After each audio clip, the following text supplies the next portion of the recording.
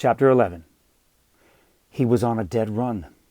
Sam's injured arm dangled at his side as he wove the spaces between trees. Barking swelled in the distance. In a moment, the dogs and the men behind them would be upon young Sam. The moonlight caught his bleached and bloodied plantation shirt, making him stand out against the trees. He used his good arm to pull it up and over his head, flinging it to the ground. His African skin would now be an advantage in the night. Branches scraped at his body as he splashed across the shallow stream and scrambled up an embankment on the other side. He stepped into a small clearing, surrounded by thick underbrush and briars in every direction. There was nowhere to go. The barking sounded closer. He turned to rush back across the stream, but the water churned from what must have been a dozen dogs. The calls of the men were quickly approaching. He was out of breath and out of room. There was no escape. His heart pounding, Sam fell to his hands and knees in exhaustion. The full moon threw her jagged beams through the tops of the trees and onto Sam's back. The same moonlight struck the faces of the dogs as they leapt into the clearing and surrounded him. This was how his life would end, at the age of 12.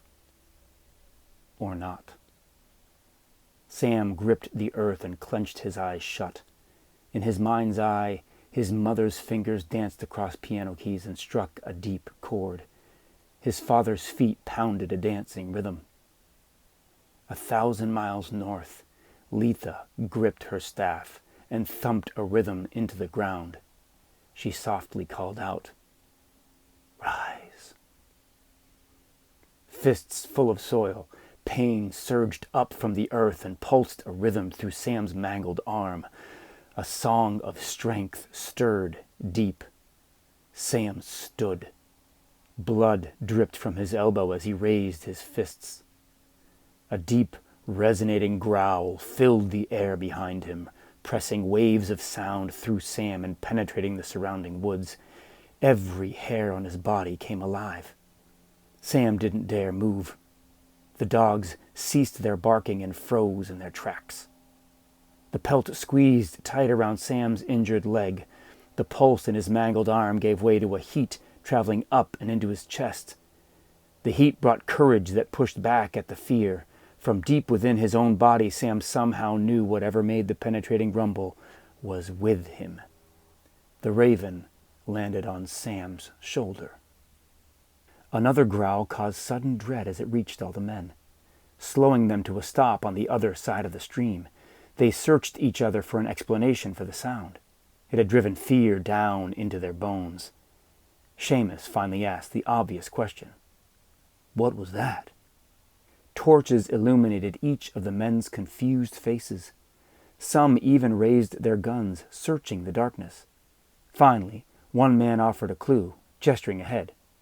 "It's from up the other side of the stream there. The dogs got him rounded up." He pointed his torch toward the small clearing where he glimpsed the dogs and Sam through the trees. "Up there! He's cornered now!" Abbott called out as the men sprung back into action. In the clearing, Sam heard a low snort from behind him. All the dogs sat, focused up and over Sam's head at the shadow that blocked out the moonlight. The men's boots splashed through the stream. Their torches flickered through the trees as they ran up the embankment and emerged just behind the dogs. Their voices were threatening. "You're gonna get a learning tonight for sure. Can't get away now, can you, boy?" Their jeers suddenly ceased. The light of the torches revealed Sam surrounded by the docile dogs and something behind him. "What the devil?" Abbott finally managed under his breath. A gun broke the silence. Blam! The shadow disappeared from behind Sam just as he felt the slug whiz past his ear. A shift in the air pushed all the flames of the torches sideways. There was a sound like a muffled slice, and the shadow was back behind Sam, once more blocking out the moon. Barely a second had passed. The gun dropped to the ground. Sam looked down in the flickering torchlight to find a hand was still partially wrapped around the grip behind the trigger, and an arm, or part of one. There was screaming. Sam scanned the men, finding one who held up a bleeding stub of an arm. His screams turned to whimpers. From behind Sam came a voice deep, and resonant. "We'll be going now." There was a moment of complete silence. Even the gurgling of the stream seemed to stop. The voice continued. "I advise you keep your bullets, and you can keep your limbs. There'll be no killing tonight." "Caw," the raven added. "Kill 'em both!" Seamus raised his gun. Blam! Sam caught a glint of silver and a spark of metal on metal as the slug ricocheted away and into the trunk of a tree with a muffled thunk. In front of him, Sam beheld a massive, hairy claw gripping an axe. It had deflected the bullet. Then the axe and the shadow were gone again, and Sam heard shrieking and the sound of flesh being torn. This time it came from Seamus. Another gun went off with a blam. Sam felt a sharpness in his good leg. Warmth ran down the back of his knee. Silhouetted against the full moon, another gun was flung into the air, a hand still gripping the trigger. An arm cut at the elbow followed, still holding a torch. Blood fell back in arcs toward the earth. More men hollered in pain. The deadly darkness was everywhere and nowhere. More gunfire echoed, as did the sound of limbs being severed from bodies, like branches being ripped from trees in a storm. The presence finally returned behind Sam, once again casting its protective shadow over him. Each and every man collapsed in one form or another. Some leaned on trees, others knelt and clenched what remained of a bloodied appendage. Every single one was missing at least one hand. Not one had escaped the mutilation. "We're done here," the creature behind Sam said. Sam turned and found the creature kneeling. "Get on," it said. Sam reached for its shoulders, clutching 2 handfuls of fur as he pulled himself onto its back. As he climbed, Sam felt throbbing in his leg.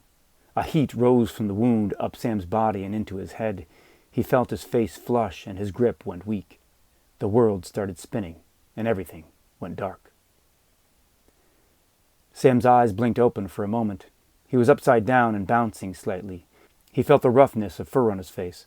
Below him, the ground sped by. He realized he was being carried over the shoulder of the creature that had saved him. The dogs were giving chase at full speed, but they weren't barking. Instead, their tongues were out and their tails were wagging. Sam's head felt heavy, and his eyes flickered closed. Even with Sam slung over his shoulder, John's beastly form allowed him to cover the half-mile to his camp in no time. Sam was still unconscious when John gently laid him by the fire for the second time that evening. "Now, you stay put," John said aloud. The dogs trailing them circled and sniffed Sam up and down as he lay motionless. John could still hear the voices of suffering in the distance as the men made their way back to Cunningham's plantation. Against his more primal urges, John had left them all alive. He had relieved them of their guns and in the process a hand or an arm. He purposefully left them all with legs to carry themselves home, and was confident that they would all heal from their wounds. His cuts were clean. He was also confident that they would remember him, the beast in the woods. In addition to the wounds from the jaws of the wolf, Sam's good leg was now bleeding from a gunshot. John pulled at the pelt to cover the additional wound. He knew that healing 3 wounds would take the better part of the night, but more importantly, making sure Arthur's blood properly integrated into Sam would take more time. In fact, this night was only the initial step in the process. Once he brought Sam and his family back north to forge, there would be proving night. John hadn't anticipated Sam's will to be so strong. He certainly hadn't expected Sam to go searching for Arabella. It was a shame that Abbott's own stubbornness meant the loss of an arm for himself, his son, and their guests. As is often the case, it was easier to make the dogs behave than the men. John did keep his word, though. There had been no killing on this night. Now that the unplanned drama was over, and John had Sam back at his camp, he was hopeful they could take their time. He could meet Sam's family, give Sam a day or 2 to heal up, and start their trek north. Tomorrow, when Sam awoke, they would go to Sam's home and speak to his parents. It was up to John to convince them that it was in Sam's best interest to come north with him. Sam's family could come too, or not, but Sam must come. There would be no spells of persuasion to help. John had to use his brain, not his brawn. Truth, no lies. Lita had shown insight in choosing John. His history in the South as a black man would provide a bridge to talk with Sam's parents. Sending Rowan with his bright red hair, or Amasa with his blue eyes, would have made swaying Sam's parents more difficult. This was a job for John from the beginning. Of course, he had his own deep history with the South of this country. Some of those memories were fond. Some, but not all. This journey's memories would not be about him. They would be about Sam. And for now, Sam was sleeping, wrapped in the fresh pelt from Arthur's conjured wolf. John would find no sleep in the full moon high in the sky. Instead, he alternated between periodic checks on Sam and making notes in his journal. There was new history being made, and before the memories faded, they needed to be accounted for as they happened. On the way back north, he'd give these first few pages to Charles, one of the holders, to copy and chronicle. As the sun came up hours later, John went through his transformation again in reverse, from the wolf-like beast back to man. He checked on Sam one last time, finding him sweaty but still sleeping soundly. For the first time since his travels started on the new moon 2 weeks ago, he felt calm. John's body wanted to relax, while his mind continued to race through his mental checklist for all the tasks he accomplished the night before. Witnessing the event, skinning the wolf, applying the pelt, protecting Sam, he convinced himself all was in order, and knew after such a dramatic night his own sleep would come fast. He leaned himself up against a tree in front of Sam and gestured to his own pelt to curl up under his head for a pillow. He gave one last look to the fire and Sam before letting his eyes close and allowing sleep to find him. As John drifted off, the ever-watchful raven gave a light squawk and took a perch above him in the very tree he was leaning on.